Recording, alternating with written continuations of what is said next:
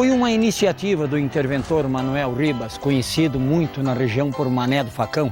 Inclusive, após a construção da estrada, ele enviou um telegrama ao presidente da República, então Getúlio Vargas, dizendo o seguinte: aqui no Paraná se abriu a maior rodovia de todos os tempos. Quer dizer, a Estrada do Cerne, então, era a maior rodovia de todos os tempos. Manuel Ribas tinha motivos para tanto orgulho. A Estrada do Cerne foi construída com pouco dinheiro e muito esforço.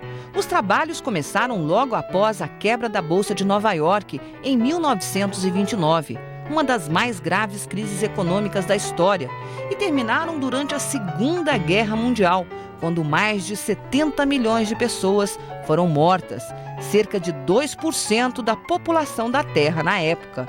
Tempos difíceis que trouxeram para o Brasil milhares de fugitivos da fome, do medo e da morte.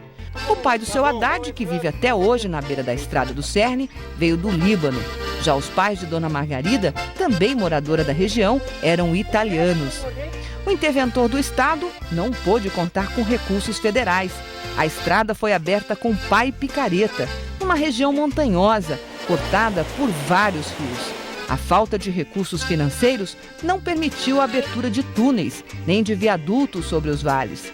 Todos os contornos do relevo tiveram de ser respeitados. Com carrocinhas, enxadões, picaretas, eles não podiam seguir reto, eles tinham que acompanhar sempre em torno dos... Portanto, você vê que em 48 quilômetros tem 286 curvas em 48 quilômetros. Curvas, e é curva, você não consegue usar uma marcha mais longa porque as curvas não permitem. Os mais de 400 quilômetros ligando Curitiba ao norte do estado levaram 10 anos para serem construídos. Estas imagens encontradas na biblioteca do DR mostram as condições enfrentadas pelos trabalhadores.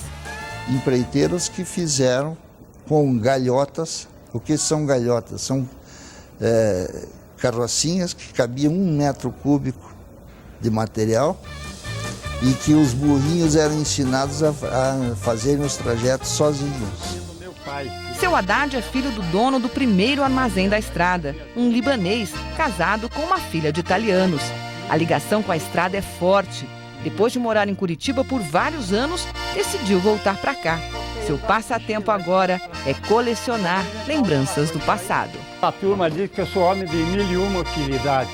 Seu Haddad, que hoje está com 80 anos e era criança na época da construção, garante que essa história é verdadeira. Ele ainda se lembra dos burrinhos espertos que transportavam sozinhos as pedras.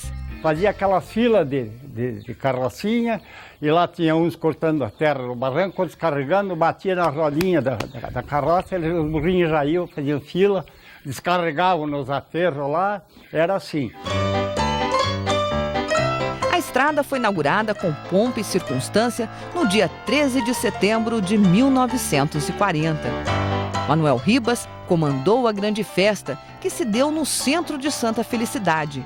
O evento foi oficialmente registrado em filme 16mm. A viagem inaugural foi um acontecimento, com várias festas organizadas ao longo do caminho. A comitiva estadual comeu muito churrasco até chegar ao norte. A primeira parada foi em Campo Magro, depois Bateias em Campo Largo. Logo mais adiante, Castro, depois Piraí do Sul até Alvorada do Sul, na divisa com São Paulo. No destino final, uma grande surpresa. O movimento de caminhões carregados era intenso. As cidades estavam vivendo um momento de grande expansão com o desenvolvimento do café. Imigrantes europeus não paravam de chegar na região, como mostram estas imagens, feitas por Udi Hara, um japonês contratado pela Companhia de Terras Norte do Paraná, empresa britânica que comprou terras do estado e loteou todo o norte.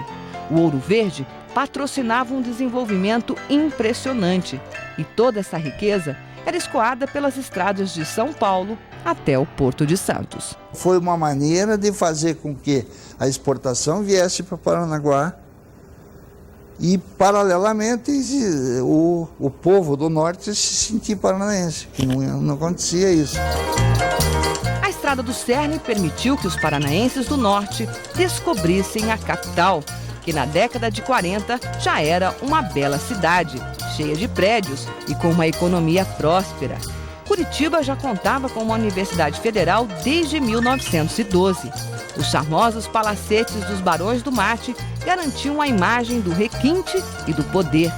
O orgulho cívico era demonstrado em grandes desfiles pelas ruas do centro. Dona Margarida, que nasceu, cresceu e vive até hoje na beira da estrada, não esquece dos primeiros caminhões que passaram por ali.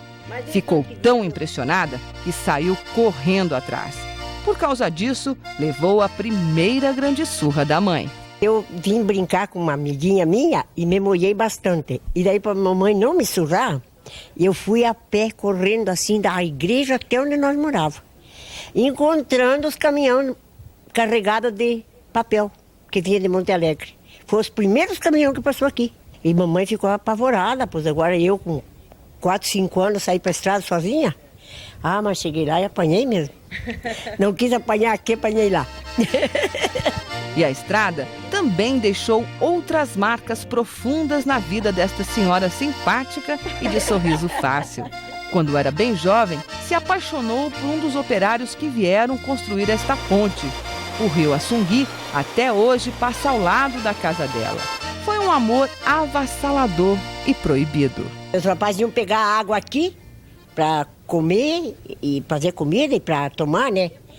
Porque a água daí do rio era suja, né? Deviam pegar a água da nossa. Tinha muito moço bonito ali? E eu ia morar uma, mãe não deixou. Ah, não deixou? Ah, não. E depois leva você embora. Eu não quero que vá. Mas não esqueceu dele até hoje? Ah, me lembro sempre. Por que será? Quer dizer que a ponte ficou, mas o amor foi embora? O amor foi. Foi embora para nunca mais. Nem por isso ela ficou solteira. Tempos depois, se casou com o dono do único posto de combustíveis da estrada. Era meu outro amor daí. Daí namorei o que trabalhava, que tinha bomba de gasolina ali, daí casei com ele. Fiquemos 36 anos juntos, quase 16 que morreu já. Pela estrada do Cerne. Isso em 80. Dona Flora chegou a Santa Felicidade poucos anos após a inauguração da Estrada do Cerne. Essa aqui foi a primeira foto que nós batemos aqui no Paraná, que é onde é os Madaloso hoje, que era mato, veja. Nós 5 irmãos e o meu pai junto. A senhora é quem é? Eu sou aqui a segunda. Depois aqui nasceu um no Paraná, nós somos 6 irmãos Madaloso.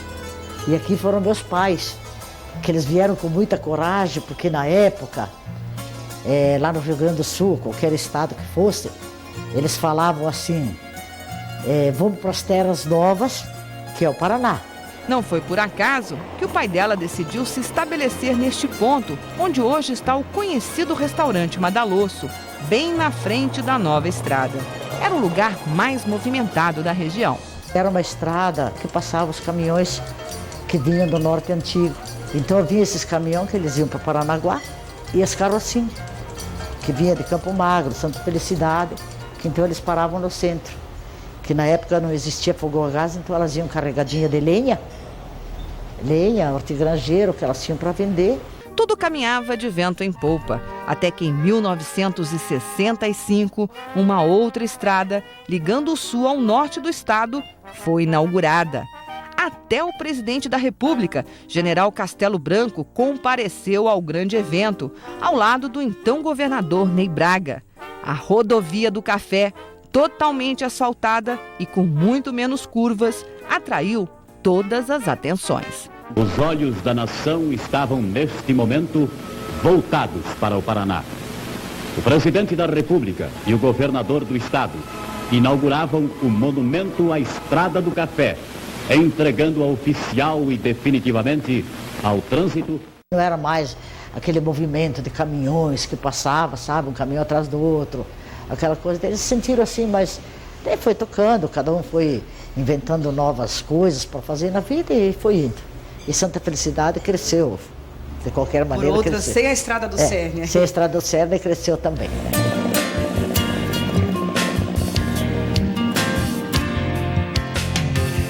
Atualmente, vários trechos já estão pavimentados, mas a parte principal, onde estão as maiores curvas, continua do mesmo jeito. Em 2007, os moradores da região foram surpreendidos com a presença do Exército, que fez um levantamento topográfico de toda a estrada. Cerca de 3 anos depois, no entanto, os trabalhos pararam. Foram asfaltados apenas 15 quilômetros. E o sonho de ver a estrada do Cerne totalmente pavimentada acabou nesta ponte. Daqui até Piraí do Sul, passando por Castro, são mais de 150 quilômetros de estrada de chão.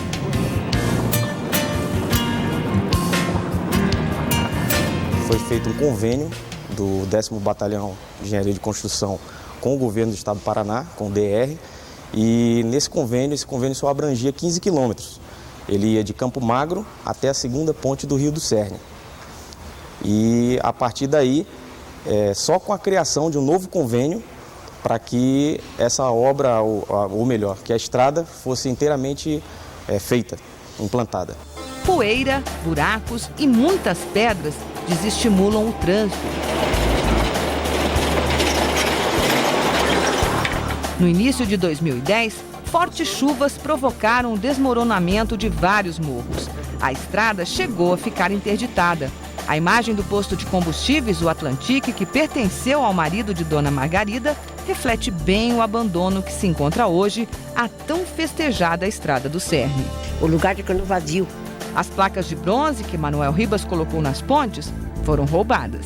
A placa dizia, inaugurado por interventor Manuel Ribas em 1940, uma placa de bronze que estava aqui. Eles levaram a placa. Isso aqui dá um bom lucro para quem vende para o ferro velho. Infelizmente, tanto desta ponte como da outra, a placa se foi. A paisagem, porém, continua enchendo os olhos. Rios, cachoeiras e muito verde. Uma enorme reserva de araucárias que pertence ao Ibama chama a atenção, assim como chama a atenção também o reflorestamento de pinos. Hoje o movimento na estrada é principalmente de caminhões carregados de madeira. É preciso parar e até dar ré para dar passagem aos grandalhões. Embora seja um belo passeio, poucos motoristas se arriscam.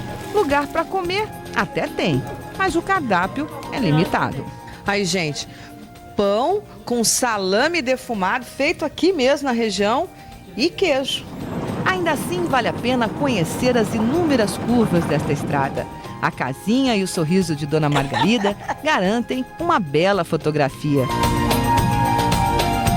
As relíquias do seu Haddad causam saudades até para quem não viveu essa história. Uma história que continua viva na lembrança de muita gente que ainda espera ver a grande obra de Manuel Ribas concluída. Eu gostaria de ver a estrada do Cerne, como é que eu posso dizer, ajeitada, com asfalto, para a gente poder chegar em Castro bem mais rápido, porque vai economizar mais ou menos 150 quilômetros. Para a gente chegar do Norte Antigo, por exemplo, Londrina, essa é a cidade antiga do Paraná. A gente vai tranquilo, tem bastante verde, bastante pinheiro no cara, para a gente ver, muito bom de ir por aí.